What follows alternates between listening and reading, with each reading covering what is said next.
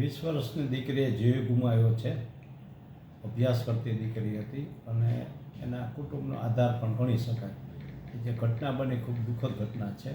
આવું કોઈ સાથે ન બનવું જોઈએ. અને આપ જે કહો છે કે બેફામ ડમ્પર રાજકોટને, હું તો એમ સમજું છું કે લગભગ નેશનલ હાઈવે ઉપર સિટીમાં બધે આ જ પરિસ્થિતિ છે અને ખરેખર આને કંટ્રોલ કરવાની ખૂબ જરૂર છે.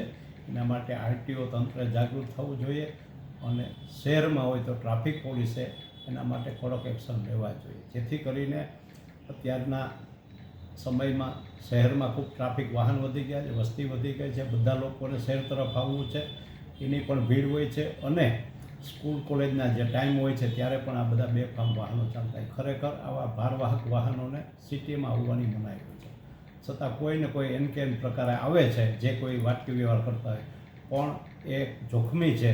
આજે એ કોઈની દીકરી ગઈ, કાલે કોઈ બીજું, અને આવી યુવા વયે આવા અકાળે અવસાન થાય એ ખૂબ નિંદનીય છે અને દુઃખદ બાબત છે. આ ન થવો જોઈએ એવો મારો સ્પષ્ટ મત છે. વધારામાં એવું કહું છું કે આ જ ડમ્પરો છે એ હાઈવે ઉપર પણ ખૂબ સ્પીડમાં, દાખલા તરીકે તમે ચોટીલાથી લીંબડી કે અમદાવાદ વચ્ચે જોશો તો બેફામ ચાલતા હોય છે. ક્યાંક એમાં પોલીસ લખેલું હોય, ક્યાંક કોઈકનું બીજાનું નામ લખેલું હોય અને એને આરટીઓવાળા બેફામ ચલાવવા દે, રોકતા નથી. ક્યારે રોકે? માત્ર જે દિવસે ડ્રાઈવ રાખ્યું હોય ત્યારે. અને એ ડ્રાઈવ રાખે છે તે એક દિવસ પૂરતું થાય છે, પછી બીજે દિવસથી એનું પણ સંગઠન હોય, એની પણ કેપેસિટી હોય અને એનું જે વજન વેઇટેજ જે ઓફિશિયલી હોય એના કરતાં વધુ લોભ લાલચ ખૂબ નુકસાન થતું હોય છે.